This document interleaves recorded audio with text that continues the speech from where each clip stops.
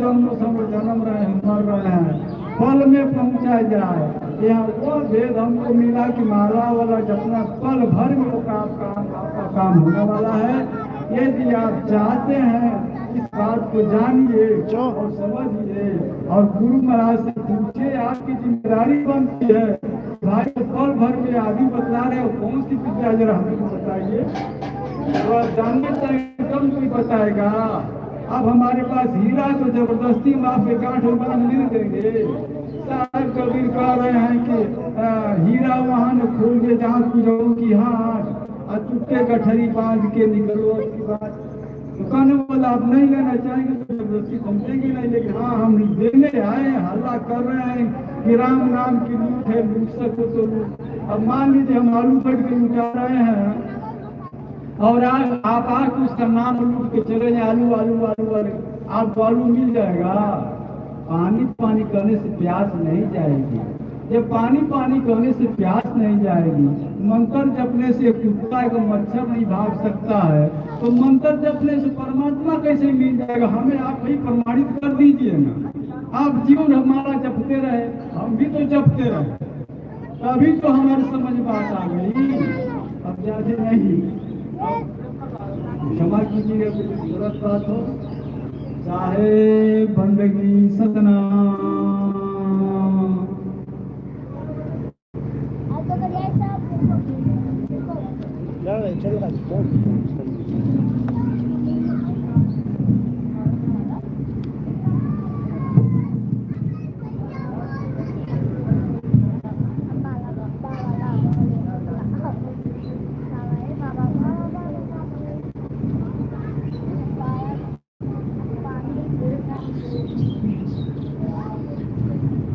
साहिब बंदी सतनाम। तो आज परम पिता परमात्मा की अपार कृपा से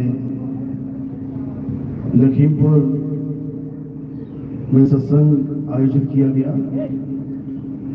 ये मूल ज्ञान का सत्संग बहुत बड़े भाग हो, ये तभी हमारे जीवन में आता है।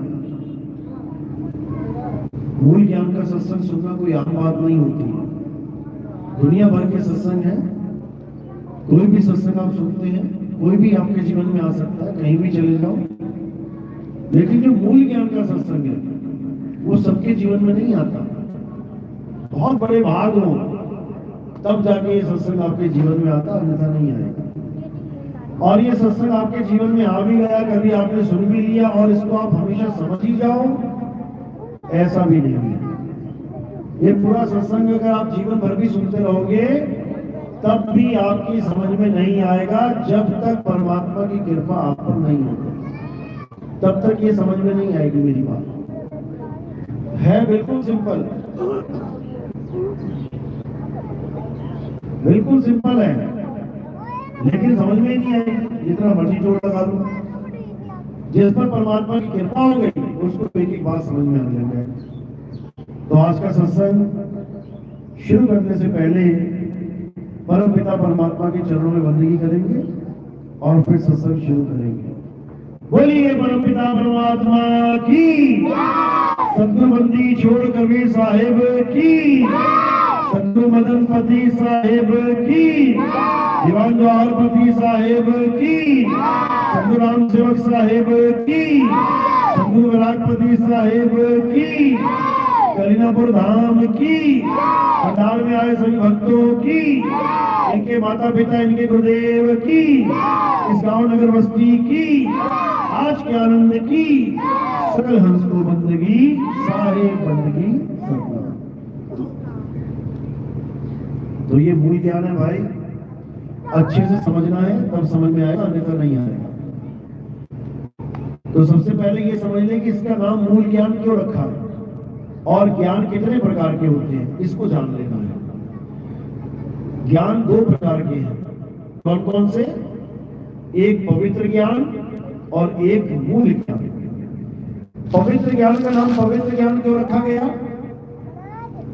क्योंकि उस ज्ञान को जानने से, उस ज्ञान को समझने से, उस ज्ञान को अपनाने से हम सब पवित्र आत्मा हो जाते हैं। एक होता है दुष्ट आत्मा दुष्ट आत्मा किसको कहेंगे?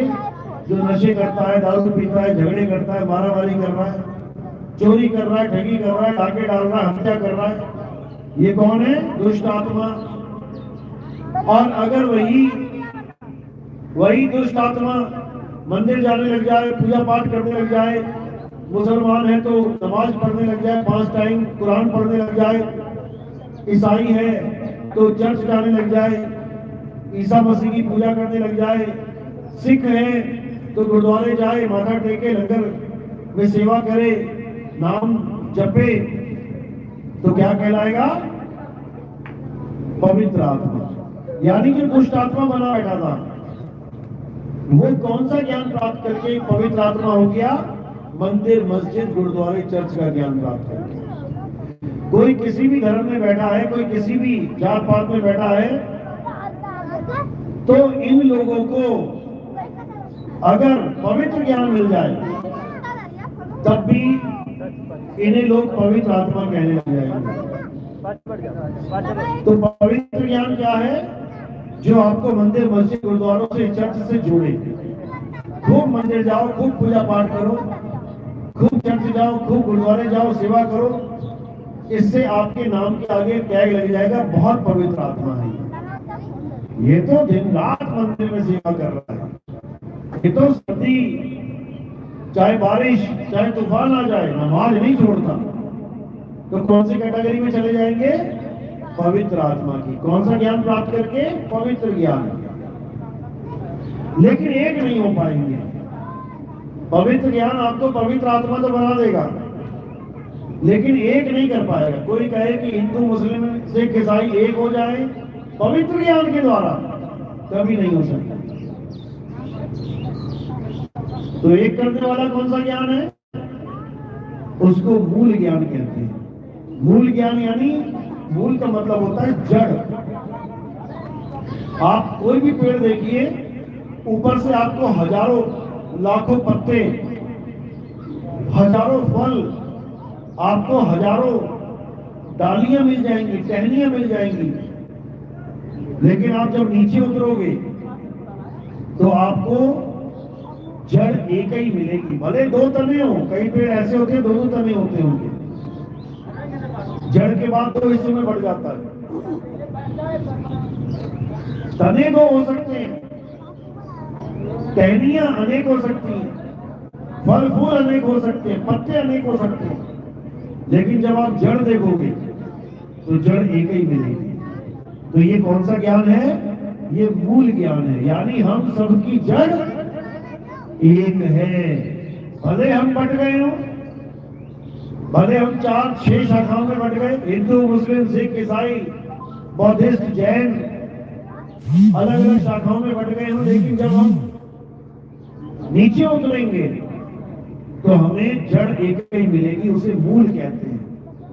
तो मूल यानी जड़, मूल यानी वो तत्व जो हम सबका एक ही है। वो परमपिता परमात्मा जो हम सबका एक ही है, उस एक को जानना मूल ज्ञान कहलाता है। तो कबीर साहब का जो ये ज्ञान है, ये मूल ज्ञान है। धर्मदास जी को 600 साल पहले उन्होंने समझाया था कि धर्मदास मेरी लाख दुहाई, ये मूल ज्ञान बाहर ना जाई, पवित्र ज्ञान तुम जग में भाखो, मूल ज्ञान गुप्त कर राखो, मूल ज्ञान बाहर जो पढ़ी तो बिजली पीड़ी हंस न तरही, मूल ज्ञान तब लग छुपाई जब लग द्वादश पंथ ना मिट जाए। ये कबीर साहब ने 600 साल पहले धर्मदास जी को समझाया कि पवित्र ज्ञान तो खूब भागो, खूब बताओ, लेकिन मूल ज्ञान को गुप्त करना, मूल ज्ञान मत खोलना। मूल ज्ञान खोलने का समय निश्चित है। मूल ज्ञान बताने वाला वो निश्चित समय पे आएगा, तब तक मूल ज्ञान को मत खोलना। पवित्र ज्ञान जितना मर्जी भागो। अब ये मूल ज्ञान जो खोलने वाला है, यही बाबा जय गुरुदेव के सत्संगों में जिसके लिए बोला गया कि अभी तो तुम 5 नाम से पार हो रहे हो, अभी तो तुम निरंजन ओंकार आनंदकार सोहम सतनाम से पार हो रहे हो, जबकि ऐसा है नहीं, इन नामों से कोई पार नहीं हो सकता। लेकिन बाबा जय गुरुदेव को बोलना पड़ा। उसका कारण क्या था? ताकि ये जितने लोग जुड़े हुए हैं, ये ऐसा ना हो कि मैं सच बोल दूं कि इन 5 नामों से कोई पार नहीं होगा तो ये छोड़ के चले जाएं। बड़ी मुश्किल से वो इकट्ठे हुए हैं। और इकट्ठे क्यों किए हैं? क्योंकि कलयुग में सतयुग लाना है, इसलिए इनको इकट्ठा करना जरूरी है। इसलिए उन्होंने ये बोल दिया मंच से कि अभी तो तुम 5 नाम से पार हो रहे हो, लेकिन भविष्य में जो महात्मा आएंगे, भविष्य में, अभी नहीं आए हुए हैं। ये 1980 में बोला था उन्होंने, जब हम लोग का ये शरीर का जन्म भी नहीं हुआ था। 1980 में उन्होंने बोला कि जो भविष्य में महात्मा आने वाले हैं, जिन्हें ऊपर से आवाज आएगी, ऊपर से। और बाबा जय गुरुदेव जिन आवाजों की बात करते थे, वो कहां से आती थी? अंदर से। उनको सुनने के लिए क्या करना पड़ता था? कानों में उंगलियां डालनी पड़ती थी। कानों में अंगूठे डालोगे, घंटा घंटा, 2-2 घंटा, 3-3 घंटा, तब जाके वो आवाजें सुनाई देने शुरू होती थी। लेकिन वो आवाजें असली आवाज नहीं थी, वो 5 आवाजें थी। सारंगी की, वीणा की, बांसुरी की, ढोल की, ये आवाजें, ये नकली आवाजें थी। तो उन्होंने क्या बोला कि अभी तो तुम 5 नाम से पार हो रहे हो, लेकिन आने वाला महात्मा, भविष्य में आने वाला महात्मा, जिसको आवाज ऊपर से आएगी, फिर वो उसी को बताएंगे। यानी वो नहीं बताएंगे जो मैं बता रहा हूं। वो 5 नाम, वो कानों में उंगलियां डालना, वो नहीं बताएंगे। वो किसको बताएंगे? जो आवाज ऊपर से आएगी, फिर वो उसको बताएंगे। उसके बाद कोई भी जय गुरुदेव नाम से पार नहीं होगा। 1980 में बताया उन्होंने। 1980 में ही उन्होंने संकेत कर दिया था कि ये जो आज तुम नाम लेके पार हो रहे हो, ये उसके बाद काम नहीं करेंगे। अब सोचने वाली बात है कि जो नाम आज पार कर रहा है, ऐसा कैसे हो सकता है कि वो कल को पार नहीं करेगा? जो बुलेट प्रूफ जैकेट आज गोली रोक रही है, उसको तुम कैसे कह सकते हो कि कल को पहनोगे तो गोली नहीं रुकेगी? इसका मतलब वो आज भी काम नहीं कर रही थी, लेकिन कहना मजबूरी था। क्यों? लोगों को इकट्ठा रखने के लिए, एक बहुत बड़ा ग्रुप बनाने के लिए, सबको संजो के रखने के लिए। क्यों? क्योंकि उसके बाद जब भविष्य में महात्मा आएंगे और वो सत्य का प्रचार करेंगे, तो यही लोग सबसे पहले जाग जाएंगे। इसीलिए उन्होंने अपनी गद्दी पे कोई उत्तराधिकारी तक नहीं छोड़ा। उन्होंने अपने पूरे जीवन काल में एक भी नाम नहीं लिया कि मेरी गद्दी पे कौन बैठेगा। ये जितने भी आज गद्दी पे बैठे हुए हैं, ये सब उनके वचनों को ना मान के बैठे हैं। बाबा ने तो यहां तक कहा था कि जो गद्दी पे बैठेगा, जो गुरु बनेगा, उसकी हालत खराब हो जाएगी, ये बोला था उन्होंने। लेकिन प्रमाण है कि जो गद्दी पे बैठेगा वो मारा जाएगा, आज नहीं तो कल। क्यों मना किया उन्होंने? हर बाप चाहता है कि उसका वंश बढ़े, हर बाप चाहता है कि उसका वंश आगे चले। बाबा जय गुरुदेव ने कैसे अपने वंश को ही खत्म कर दिया कि गद्दी पे कोई वंशाधिकारी बैठेगा ही नहीं, उत्तराधिकारी बैठेगा ही नहीं। कारण क्या है? हर गुरु अपने जीवन काल में अगले गुरु को गद्दी सौंप के जाता है। आज देख लो, राधा स्वामी लेरा व्यास वाले अभी जीवित है, अपनी गद्दी आगे चेले को सौंप दी। उनको उनके गुरु ने सौंपी, उनको उनके गुरु ने सौंपी। बाबा जय गुरुदेव ने क्यों नहीं सौंपी? क्यों नहीं ले लिया एक भी नाम? इसीलिए आज 20 गद्दियां बन के बैठे हुए सारे। एक गद्दी के 20 हिस्से करके बैठे हुए हैं। क्यों? गुरुवाई का कीड़ा, मैं गुरु बन जाऊं, मैं गुरु बन जाऊं। अगर तुझमें दम है तो तू गुरु बन के दिखाना। बाबा जय गुरुदेव के चेलों के अलावा किसी को चेला बना के दिखाना। अगर तेरे अंदर सत्य की ताकत है तो तू किसी को भी चेला बना सकता है। जो पहले से चेले बने उन पे राज करने के लिए गद्दियां बना दी 20-20, बिना गुरु के हुक्म के। तो बिना गुरु के हुक्म के जो गद्दी चलेगी वो कहां जाएंगे? वो सब नरक को जाएंगे, नरक को जाएंगे। बाबा जय गुरुदेव ने गद्दी पे एक भी गुरु बैठाने का निर्णय क्यों नहीं लिया? कारण क्या था? ये भी जान लो। क्योंकि उनको पता था अगर एक को भी गद्दी पे बैठा दिया तो जो भविष्य में आने वाले महात्मा हैं ये उनसे तकरार करने लग जाएगा। क्यों? क्योंकि उसको लगेगा गद्दी पे तो मैं बैठा हूं और सत्संग इसका सुनना पड़ेगा, नाम दीक्षा इससे लेनी पड़ेगी, तो तकरार हो जाएगा। ये उससे तकरार करेंगे, इसलिए बीज ही नहीं बोया कि कल को पेड़ बनेगा, नुकसान होगा। अपने पंथ को खाली कर दिया, बिना गद्दी सौंपे इस दुनिया को छोड़ के चले गए। और ये भी बता गए कि मेरे बाद ना तो कोई गुरु बनेगा और ना ही कोई जय गुरुदेव नाम से पार होगा। ये कहां लिखा है? ये शाकाहारी सदाचारी मासिक पत्रिका में लिखा हुआ है। वो कहां से लिखते थे? जितने भी बाबा जी के रिकॉर्डेड सत्संग होते थे, एक एक शब्द को सुना जाता था और टाइप किया जाता था। बाबा जी का आधे घंटे का प्रवचन है तो आधे घंटे की एक एक बात को उस पत्रिका में लिखा गया है। 1980 में जो बात कही थी, 2012 में वो बात छापी गई इसी पत्रिका में, जिसमें बिल्कुल क्लियर कट लिखा हुआ है कि आप 5 नाम और बाबा जय गुरुदेव नाम से पार नहीं होंगे। किस नाम से पार होंगे वो भी उसी में लिखा हुआ है,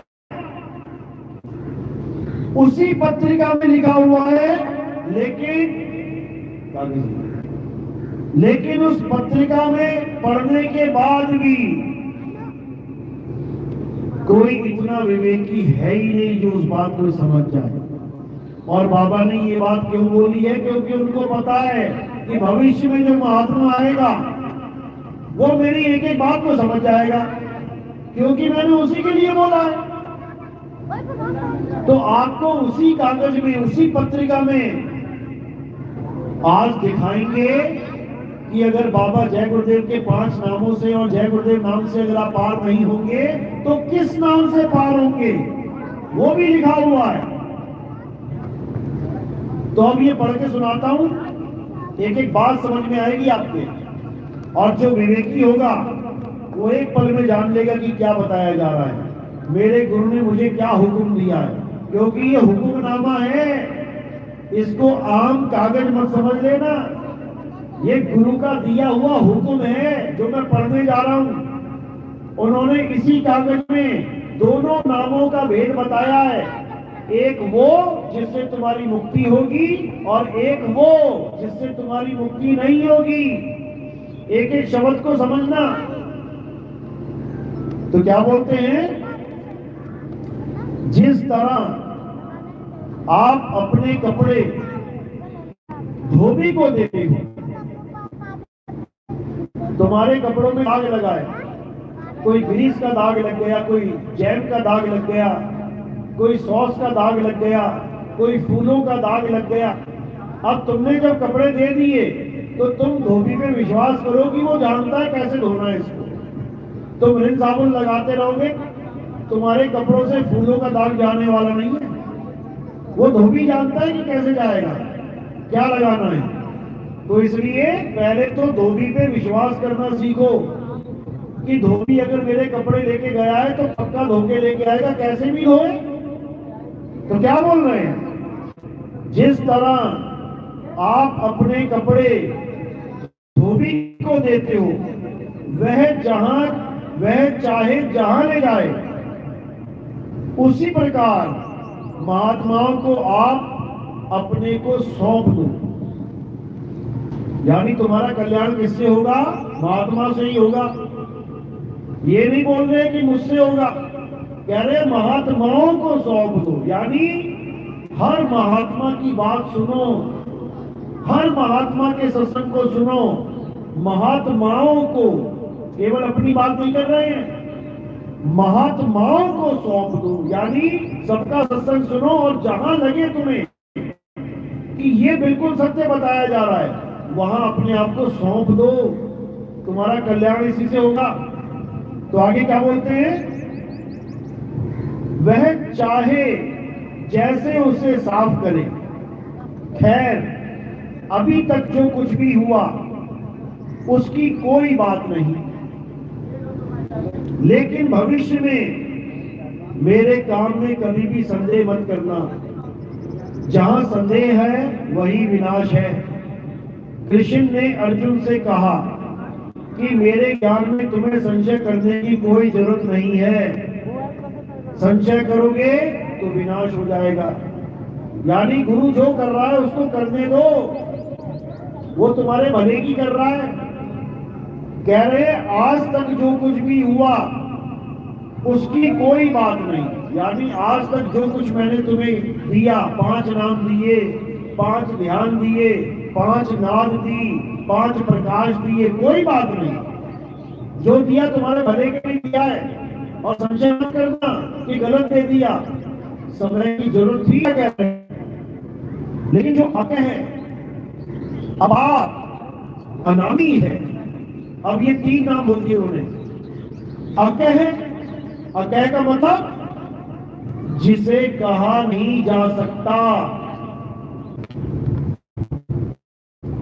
इन 3 शब्दों पे जो विचार कर लेगा, कौन कौन से, अकह है, अपार, तीनों में मुक्ति का भेद छुपा हुआ है, इन्हीं में भेद छुपा हुआ है। यानी वो जो परमात्मा का असली नाम वो अकह है, अकह यानी उसे कोई, जिसके कोई पार नहीं पा सकता, अनाम, जिसका कोई नाम ही नहीं है। आज सारे गुरु क्या कर रहे हैं, अपने चेलों को नाम देते फिर रहे हैं। कौन सा नाम, भाषाओं के नाम, अक्षरों के नाम, हिंदी, उर्दू, फारसी, जापानी, ताइवानी, मंगोलिस, डच, फ्रेंच, पुर्तगीज, दुनिया भर के नाम। किसने बनाए ये नाम, इंसानों ने बनाए ये नाम। आदि मानव, आदि मानव नाम सुना है ना, जब आदि मानव था ना कपड़े पहनता था, ना खेती बाड़ी करता था, ना मकान थे, ना दुकान थी, नंगा घूमता था जानवरों की तरह। जब उसने पहली खोज करी, कौन सी, आग की खोज करी, पत्थर से पत्थर टकराया तो चिंगारी निकली, चिंगारी निकली तो घास फूस में आग लगा दी। आग लगाने के बाद भी वो ये ना बता पाया कि उसका नाम क्या है। क्यों, क्योंकि अभी अक्षरों की खोज ही नहीं हुई थी। अभी तो पहली अग्नि की खोज हुई, आग का नाम उसने आग भी नहीं रख पाया, कुछ बोल ही नहीं पाया, क्या बोलूं इसको। और आग पे लिखा नहीं था कि वो आग है, पानी पे लिखा है कि पानी है, इस पानी में लिखा है कि पानी है, कैसे पता लगा ये पानी है, किसने बनाया इसको वाटर, किसने रखा इसका नाम जल। इंसानों ने कब रखा, जब अक्षरों की खोज हो गई। तो जब अक्षरों की खोज हुई तो हिंदुस्तान में कितने अक्षर खोजे गए, आ आ ई उ ऊ ता खा गा चा छा, ये क्या, कितने अक्षर खोजे गए, 52 अक्षर। और अंग्रेजी मानव ने कितने अक्षर खोजे, ABCDEFG, 26 अक्षर। यानी हिंदुस्तान के आदि मानवों ने 52 और अंग्रेजी आदि मानवों ने 26, 26 दूनी 52। हमसे आधे अक्षर खोज पाया वो केवल। हमारे आदि मानवों ने 52 अक्षर खोज लिए और वो 26 में खेल खत्म हो गया उसका। आज तक 27वां अक्षर ना बना पाया। तो हमारे आदि मानवों ने जब ये अक्षर खोजे, उसके बाद इन अक्षरों से हर तत्व का नाम रखना शुरू कर दिया। धरती का नाम धरती रख दिया, लिखा थोड़ी नहीं धरती है, हमने इसका नाम सिद्ध कर दिया कि ये धरती है। अब जब भी मैं धरती कहूंगा तो क्या यही है, पानी के ऊपर लिखा था कि इसका नाम पानी है, नाम सिद्ध करना पड़ गया कि पानी है। जब भी कहूंगा पानी चाहिए तो यही चीज लेके आना, यानी हर तत्व का एक नाम सिद्ध करना पड़ गया। अच्छी बात है, सारी दुनिया में नजर घुमाओ, जो भी चीज तुम्हें दिख रही है देखो अपने आप उसका नाम दिमाग में आ रहा है। कहीं भी देखो, बस देखते ही उसका नाम अपने आप दिमाग में आ रहा है। और अगर ऐसी कोई चीज दिखाई दे जाए जिसका तुम्हें नाम नहीं पता, एकदम वही आंखें खड़ी हो जाएंगी, ये क्या है, क्योंकि ना वो देखा ना कभी सुना, ये क्या है। देखो नजर घुमा के बाइक लेके जाओगे, जो जो चीज देखते जा रहे हो, जो भी दिख रहा है अपने आप नाम आ जाएगा। देखोगे पत्थर है, रेत है, पेड़ है, पौधे हैं, पत्ते हैं, फल है, फूल है, मिट्टी है, गिलास है, कटोरी है, थाली है, फूल है, हर चीज अपने आप आ रही है दिमाग में। क्यों? क्योंकि सबका नाम सिद्ध कर दिया गया, सबका नाम सिद्ध हो गया। हिंदुस्तान में हिंदी के नाम सिद्ध हो गए, इंग्लिस्तान में अंग्रेजी के नाम सिद्ध हो गए, अरब देश में अरबी के नाम सिद्ध हो गए, जापान में जापानी के नाम सिद्ध हो गए। सबने अपनी अपनी भाषाओं में नाम सिद्ध कर लिए। यही बाबा जय गुरुदेव समझा रहे हैं। देखो क्या कह रहे हैं, कह रहे हैं जो अकह अपार अनामी है उसके लिए कोई नाम सिद्ध करना होगा। अब ये समझा रहे हैं गुरु जी, अच्छे से समझ लेना, यानी वो परमात्मा जिसका कोई नाम है ही नहीं, जो अकह है, उसका कोई ना कोई नाम सिद्ध करना पड़ेगा। कौन सा नाम सिद्ध किया संतों ने? कौन सा नाम सिद्ध किया उस परमात्मा के लिए? उसका नाम सिद्ध किया सतनाम। सतनाम क्यों नाम रखा सतनाम? क्योंकि सतनाम का मतलब होता है सच्चा नाम, झूठा नाम नहीं, सच्चा नाम। तो झूठा नाम क्या है? वो भी इसी में लिखा हुआ है, इसी पन्ने में झूठे नाम भी लिखे हुए हैं। देखो क्या कह रहे हैं, कह रहे जो अके अपार अनामी है उसके लिए कोई नाम सिद्ध करना होगा। 5 नामों की तो दुनिया में पूजा होती रहेगी। आप आज तो जय गुरुदेव नाम से पार हो जाएंगे, लेकिन भविष्य में जो महात्मा आएंगे और उनको ऊपर से जो आवाज आएगी उसको बताएंगे, फिर आप उसी नाम से पार होंगे, जय गुरुदेव नाम से नहीं। अब ये समझना है क्यों नहीं। आखिर बाबा जी को ये कहने की क्या जरूरत पड़ गई कि आज तो तुम जय गुरुदेव नाम से पार हो रहे हो, लेकिन भविष्य में महात्मा आएंगे, वो बताएंगे उस ऊपर से आने वाली आवाज के बारे में, उसके बाद आप पार नहीं होंगे। कारण क्या है? क्योंकि वो क्या बताएंगे? वो अनाम को बताएंगे, वो नाम सिद्ध करके जपवाएंगे नहीं। जपवाने का काम बाबा जय गुरुदेव ने कर दिया। अब उस नाम के बारे में जानकारी चाहिए जो अनाम है, अनाम, जिसका कोई नाम ही नहीं है। जिसका कोई नाम ना हो उसे कहते हैं अनाम। तो अनाम भी तो सिद्ध ही किया हुआ नाम है, अनाम भी तो नाम सिद्ध ही हो गया। ये अनाम है। क्या नाम है तुम्हारा? मेरा नाम अनाम सिंह है। अनाम सिंह यानी जिसका कोई नाम नहीं, उसको बताएंगे।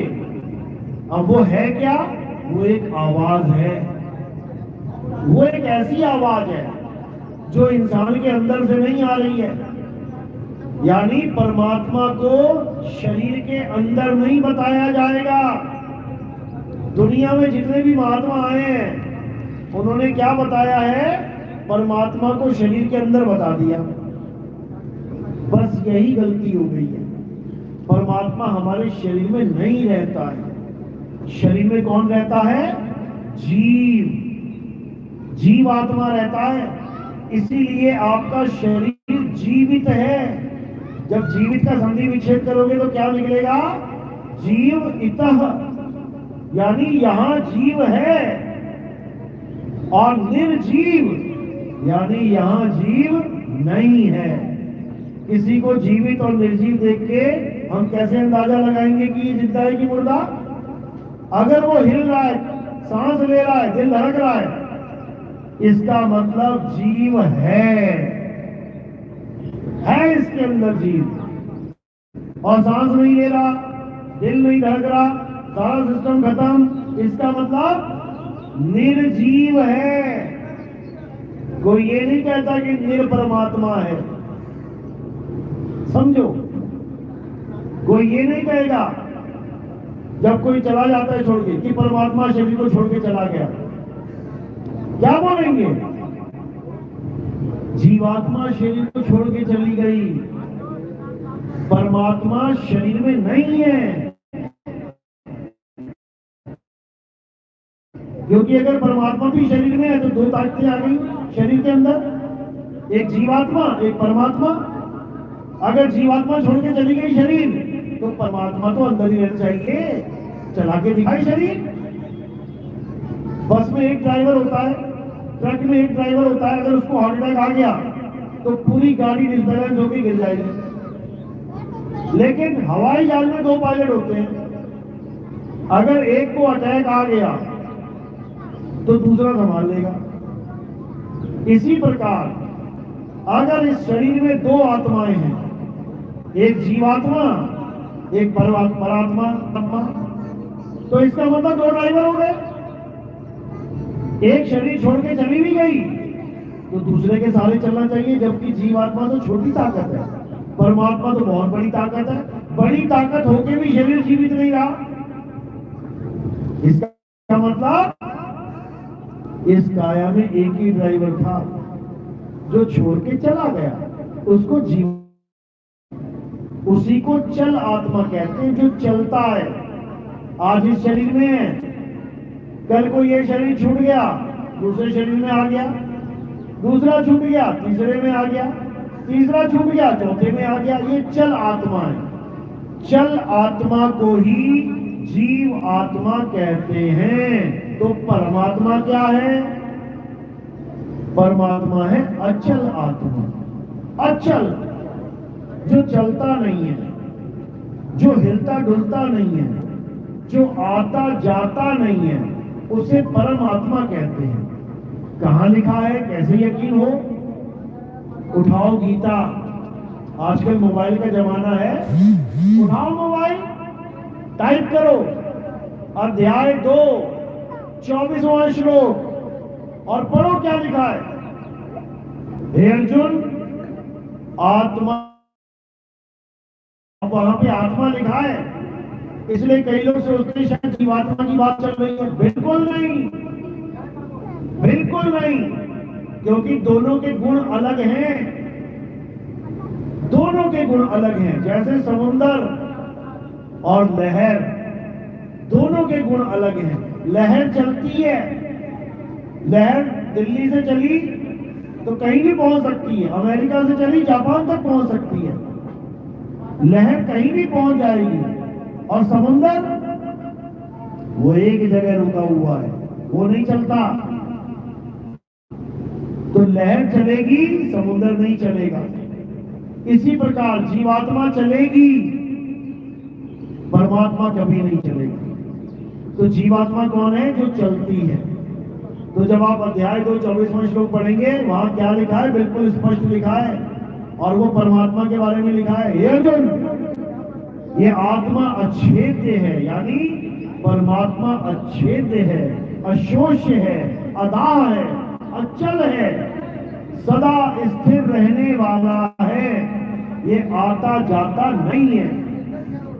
आज जितने भी धर्म चल रहे हैं, लोग किसको परमात्मा मान बैठे हैं?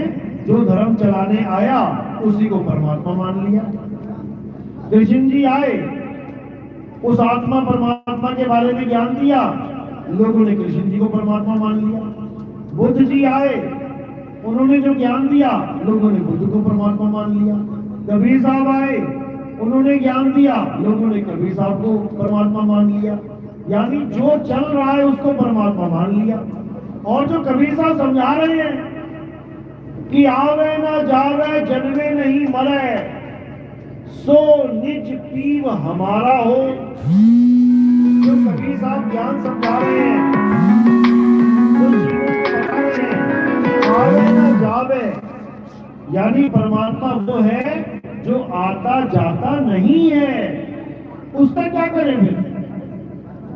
उसके बारे में किसी को समझ में ही नहीं आ रहा।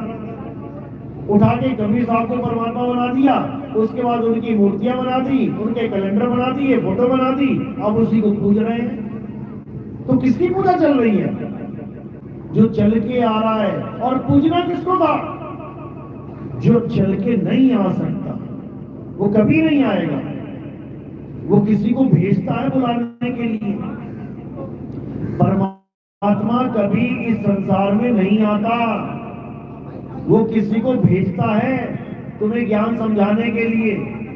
उसी को संत कहते हैं। संतों को भेजता है वो। संत क्या है? सूर्य की एक रोशनी है, सूर्य की एक किरण है जो बाकी किरणों को जगाने के लिए धरती पे आ रही है और उन्हें सूर्य का मार्ग बता रही है कि सूर्य के साथ जुड़ जाओ, वापस सूर्य में समा जाओ। इस धरती में रहोगे तो धक्के खाने पड़ेंगे। ये धरती हमारी देश नहीं है, सूर्य हमारा देश है। तो कहते हैं रहना नहीं देश बेगाना है, ये धरती कागज की पुड़िया। देखने में बड़ी सॉलिड लग रही है ना। 40 दिन बारिश हो जाए, पैर रखने को नहीं मिलेगा तुम्हें, जमीन कहां चली गई, पानी में घुल जाएगी।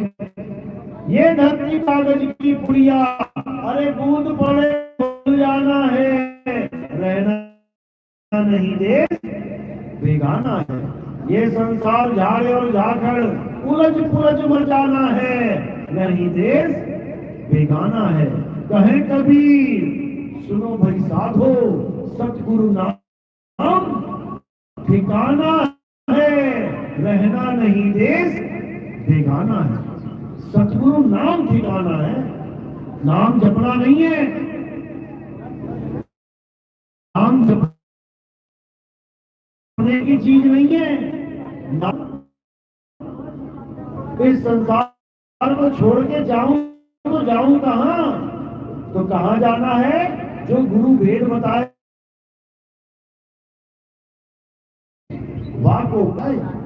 अगर तुम्हारे गुरु ने तुम्हें कोई भी नाम दे दिया है, चाहे एक नाम, चाहे 2 नाम, चाहे 5, 7, 8, 10, 20, 50, 100, लाख, करोड़ नाम, तुम्हारी दुर्गति हो जाएगी। क्योंकि नाम जपने की चीज ही नहीं है, नाम समाने की चीज है, उसमें समाना है, तभी बचोगे। सुरत समाए शब्द में, और जो तुम्हें शब्द मिल गया वो जपने वाला मिल गया। कैसे जपोगे, कैसे बचोगे? जैसे एक मकान है, मकान में कह रहे हैं सुरत समाए शब्द में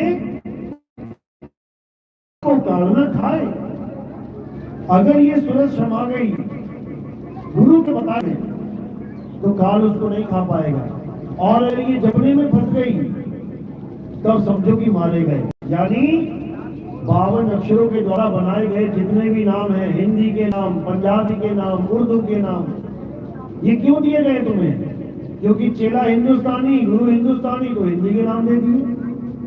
चेला अमेरिका का, गुरु अमेरिका का, तो अंग्रेजी के नाम मिल जाएंगे। चेला जापान का, गुरु जापान का, जापानी नाम मिल जाएंगे। चेला चीन का, गुरु चीन का, चाइना के नाम मिल जाएंगे। चेला अरबी, गुरु अरबी, अरबी के नाम मिल जाएंगे। ये सारे नाम भाषाओं के नाम है, अक्षरों के नाम है। इनसे किसी की मुक्ति होने वाली नहीं है, क्योंकि ये सारे नाम 52 अक्षरी नाम कहलाते हैं। और कबीर साहब क्या समझा रहे हैं? 52 अक्षर जीव आधारा, आदि अक्षर जीभ्या से न्यारा, वाही को सत सिमरण कहिए, सिमर सिमर नर उतरो पारा। यानी ये जो 52 अक्षरी नाम है, ये जुबान की कला है। जब बच्चा पैदा होता है उसके बाद जुबान भी होती है, गला भी होता है, मुंह भी होता है, लेकिन क्यों नहीं बोल पाता? ये जितनी बातें हम करते हैं वो क्यों नहीं बोल पा रहा है? क्यों नहीं बोल पा रहा है? सब कुछ है उसके पास, लेकिन उसके पास कला नहीं है। जीभ को कैसे घुमा के कहाँ लगाऊं, तो उसको सिखाया जाता है, बोलो पा पा, तो वो देखता है कि ये होठ मिला रहा है, तब इसके मुंह से पा आवाज निकलती है, बच्चा भी लग पड़ता है, पा पा। माँ बाप खुश होते हैं, देखो बच्चा सीख रहा है। क्या सीख रहा है? अक्षर बोलना सीख रहा है, यानी ये कलाकार बन रहा है। अब ये कला है, सीखी जाती है कला। तो इसी कला को सीख के इन गुरुआ लोगों ने क्या किया, इसी कला का मिसयूज कर दिया, परमात्मा के नाम बना बना के देने शुरू कर दिए चेलों को। तू ये जप ले, तू ये जप ले, तू ये जप ले, और सारा खेल जुबान का है। अगर हर गुरु की जुबान काट दी जाए, नाम दे के दिखाए कोई, जितने भी नाम दिए जा रहे हैं जपने वाले, ये कलाकारी है। जपले निरंजन ओंकार नारायणकार, देखो कैसे मुंह से कला निकल रही है। कोई भी नाम है, ये सब कलाकारी है। जीव खत्म तो नाम खत्म, बोल के दिखाए जरा बाबा। गूंगा गुरु नाम दे के दिखाए, नहीं दे सकता, क्यों? अब कलाकारी खत्म होगी बेचारे की। इसीलिए कबीर साहब ने कहा, 52 अक्षर जीव आधारा। ये सारे परमात्मा के नाम जो तुम जप रहे हो, सोच रहे हो मेरी मुक्ति हो जाएगी, ये जीव के आधार से निकल रहे हैं, नकली नाम है, ये नकली नाम है। और असली नाम क्या है? अनाम, जिसका कोई नाम नहीं, वो है असली नाम। और ये जो मुंह से दे दिए गए हैं, ये सब नकली नाम है। जो कान से सुन लिए गए हैं, ये सब नकली नाम है। इसीलिए कबीर साहब ने जोरदार खंडन किया। क्या कह रहे हैं? कोटि नाम संसार में, इनसे मुक्ति ना होए, और गुप्त नाम सतपुरुष का, और पूजे बिरला कोई।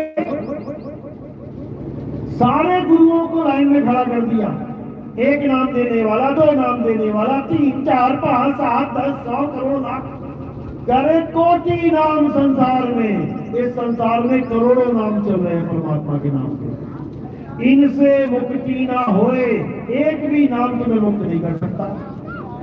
गुप्त नाम सतपुरुष का, यानी सच्चे परमात्मा का वो जो गुप्त नाम है, जो अकह है, अपार है, अनामी है, कहते बूझे बिरला कोई, उसे कोई बिरला बूझेगा। और कैसे बूझेगा, कब बूझेगा? जब बुझाने वाला कोई गुरु आ जाएगा, जब उस अनाम को समझाने वाला कोई गुरु आ जाएगा, जब उसके बारे में बताने वाला कोई गुरु आ जाएगा, तब अनाम का भेद समझ में आने लग जाएगा। उससे पहले किसी का कल्याण नहीं हो सकता। इसीलिए बाबा जय गुरुदेव ने बोला कि जब वो एक नाम, एक आवाज ऊपर से आएगी, वो एक आवाज क्या है? वही अनाम है, वही अनाम है। उसी एक आवाज से पार होंगे सब। उसी को अनाम बोला है कि भविष्य में आने वाला महात्मा, जिसे ऊपर से आवाज आएगी, अंदर से नहीं। परमात्मा अंदर नहीं है, परमात्मा ऊपर है। इसीलिए हम कहते हैं, भाई गलत काम मत कर, ऊपर वाला सब देख रहा है। बोलेंगे बिल्कुल सही कि ऊपर वाला सब देख रहा है, और जब नामदान लेने जाओ तो गुरुजी क्या बता देंगे कि परमात्मा तुम्हारे अंदर है। तो क्यों नहीं कहते अंदर वाला सब देख रहा है? दिखाओ जरा, किसी ने बोला हो कि अंदर वाला सब देख रहा है, तब इनको ऊपर वाला याद आ जाता है। फिर ये ऊपर वाले की बात करेंगे। और ऊपर वाला कोई आसमान में बैठा है क्या? कि सूरज के ऊपर बैठा हुआ है, गरम गरम सूरज में बैठा गया हुआ के, कि चांद के ऊपर बैठा हुआ है, कि मंगल ग्रह पे बैठा हुआ है? उसको समझने के लिए गुरु का सत्संग चाहिए। गुरु बताता है कि वो ऊपर कैसे बैठा हुआ है, तब समझ में आती है बात मेरे भाई, नहीं तो नहीं आती। तो बाबा जय गुरुदेव ने अपनी तरफ से कोई कमी नहीं छोड़ी। इन 8-10 लाइनों में उन्होंने सारा भेद खोल रखा है, समझदार समझ जाएगा और जो ना समझ है वो अटक जाएगा। तो बाबा जय गुरुदेव ने बोला, अभी तो तुम इन 5 नाम से पार हो रहे हो। झूठ बोला है ये, महा झूठ है, क्योंकि 5 नाम से कोई पार हो ही नहीं सकता। कबीर साहब की वाणी क्या कहती है, 5 नाम की करते भक्ति, उनकी कभी ना होवे मुक्ति। कहते साधु सिद्ध त्रिदेव आदि सब इन 5 नाम में अटके, मुद्रा साध रहे घट भीतर, फिर औंधे मुंह लटके। कबीर साहब तो मना कर रहे हैं कि निरंजन ओंकार निरंकार सोहम शक्ति, ये 5 नामों से किसी की ना होवे मुक्ति। लेकिन इन्होंने क्या किया, शक्ति हटा के सतनाम फिट कर दिया, शक्ति हटा दिया। जो आदि शक्ति का नाम था, महामारी का नाम था, जो काल भगवान की कहते हैं भागी नहीं है, उसका नाम हटा दिया और क्या किया, सतनाम फिट कर दिया, ताकि जीवों को पता ही न लगे कि हम सतनाम जप रहे हैं या असली नाम है कि नकली।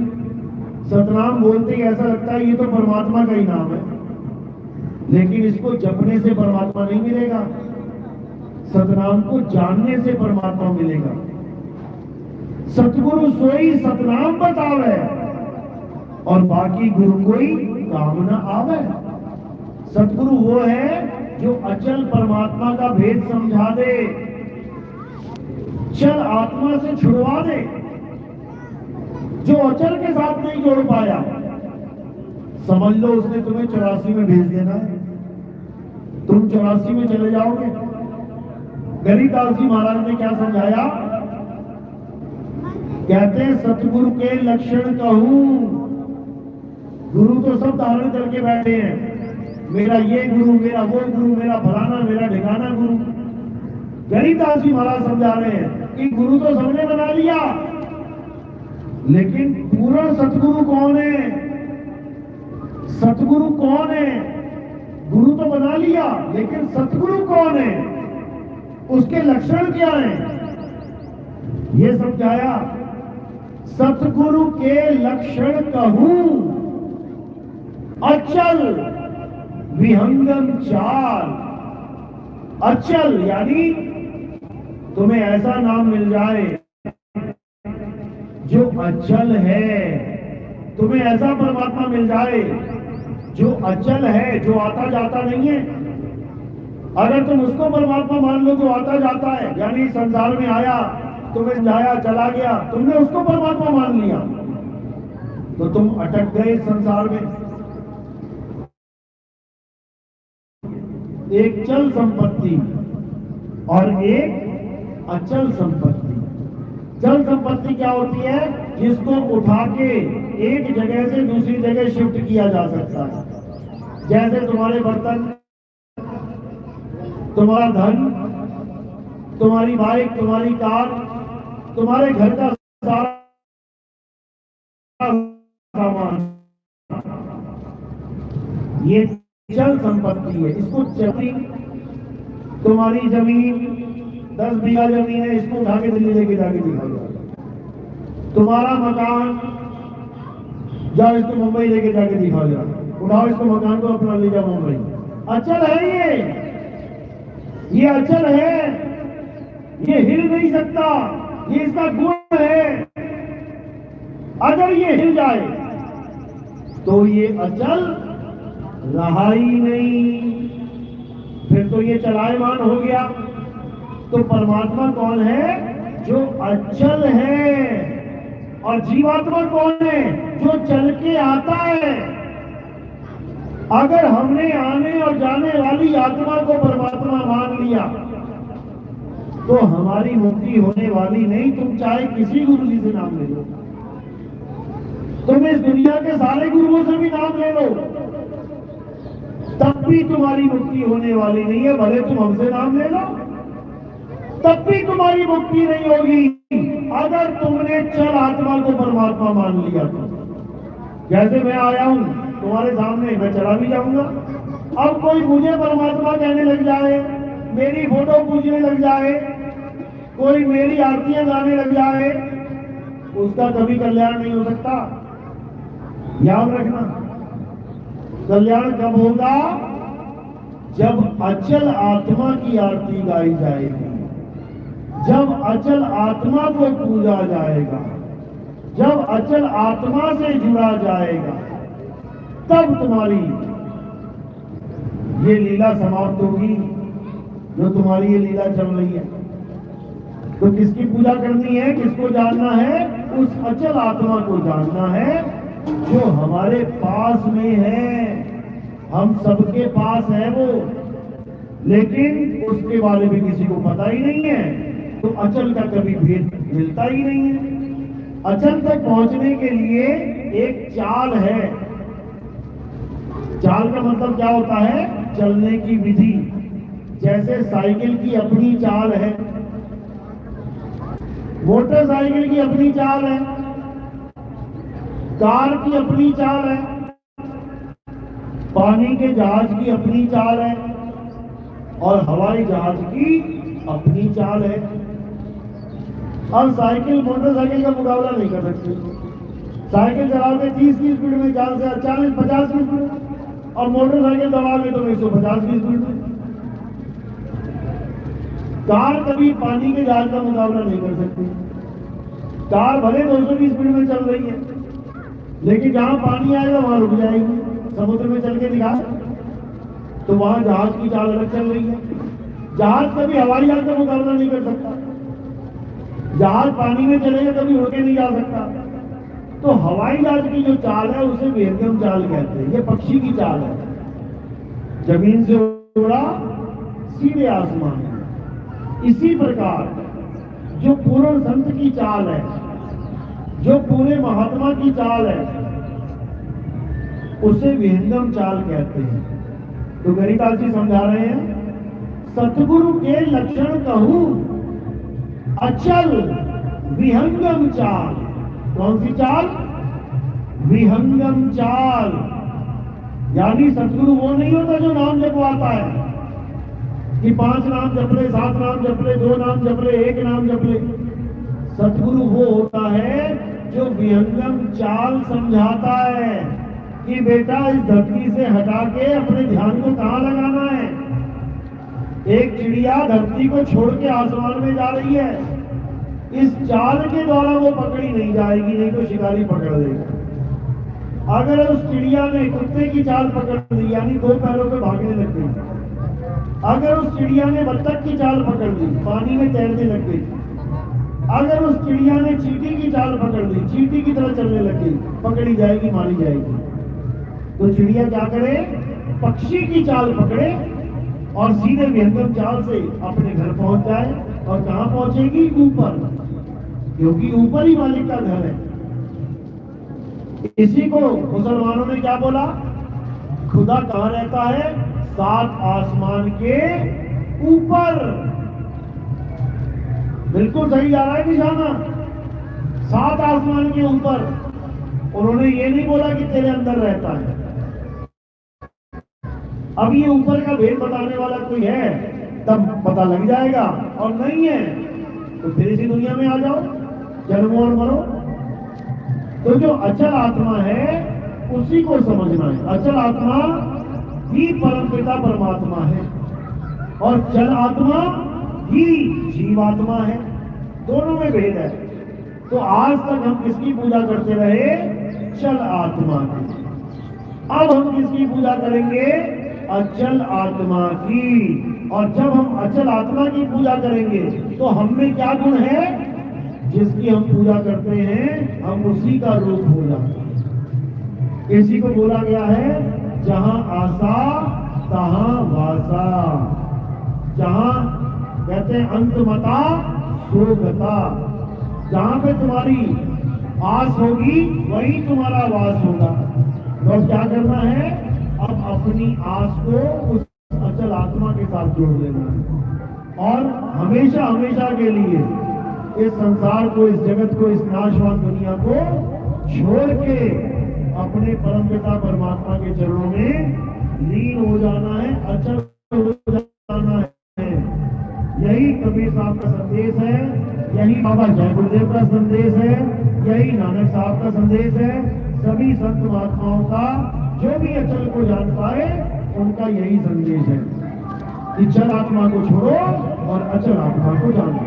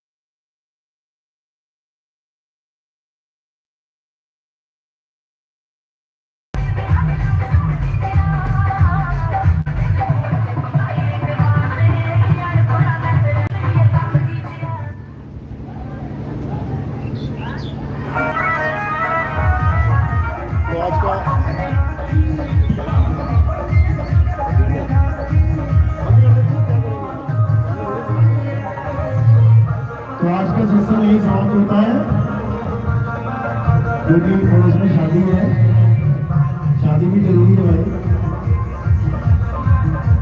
तो आज का सत्संग यही समाप्त करते हैं और आगे का सत्संग आप YouTube चैनल कैद कबीर सुनोगे साधु नितिन दास में सुन सकते हैं, या फिर मोबाइल पे सर्च करेंगे नितिन दास के सत्संग, आपको एक एक सत्संग मिलने लग जाएगा। वहाँ पे हजारों सत्संग है, ध्यान से सुनना है, एक एक बात को समझना है और इसी जन्म में अपना कल्याण करना है। वही है परमपिता परमात्मा की, सदगुरु बंदी छोड़ कबीर साहिब की, सभी संतों की, सभी भक्तों की, आज के आनंद की, सकल बंदगी साहिब का नाम। अब आरती होगी, आरती कैसे करनी है समझ लो। आरती में जब आरती चलेगी तो एक फूल का पत्ता एक आपने मेरे सिर पे रख देना है। सिर पे क्यों रखना है? क्योंकि ये आरती किसी काया माया की आरती नहीं है, ये आरती आत्मदेव की आरती है। पैर के अंगूठे से लेके सिर की चोटी तक ये क्या दिखाई दे रहा है? काया। तो हमारे यहाँ आरती काया की आरती नहीं होती, हमारे आत्मदेव की आरती होती है। तो ये फूल अपने काया से परे रख दिया, जब इसको परे कर देते हैं तो ये आत्मा के चरणों में समर्पित हो जाती है। तो आरती ऐसे करनी है, जो करना चाहता है करेगा, जो नहीं करना चाहता है मत करे, कोई बंधन नहीं है। तो आरती करते हुए आपने फूल सिर के ऊपर रखना है और कोई प्रचार प्रसार में योगदान करना चाहेगा तो वो चरणों में रखना है। उस योगदान से हम क्या करते हैं, हमारा प्रचार प्रसार टीवी चैनलों पर चलता है। आपके घर में टीवी है, आप सुबह सुबह टीवी खोल के देखेंगे तो उसमें साधना टीवी और ईश्वर टीवी ये दोनों आ जाएंगे। उनमें आप हमारा प्रोग्राम देख सकते हैं। जैसे ही बोलेंगे टीवी, कई बाबा लोग मिलेंगे आपको जो बार बार समझाएंगे कि नाम जपो, नाम जपो, नाम जपो। उनके इतना कहने के बाद मैं आ जाऊंगा क्या बताने कि नाम छोड़ो, नाम छोड़ो, नाम छोड़ो और आत्मदेव से खुद को जोड़ो, परमपिता परमात्मा से खुद को जोड़ो। तो ये प्रचार प्रसार तभी हो पा रहा है क्योंकि आप लोग का योगदान होता है। तो जो भी योगदान में कोई देना चाहेगा वो चरणों में रखना है और फूल सिर के ऊपर रखना है। वही है परमपिता परमात्मा की सदा ही जय हो, सारी पृथ्वी सतनाम।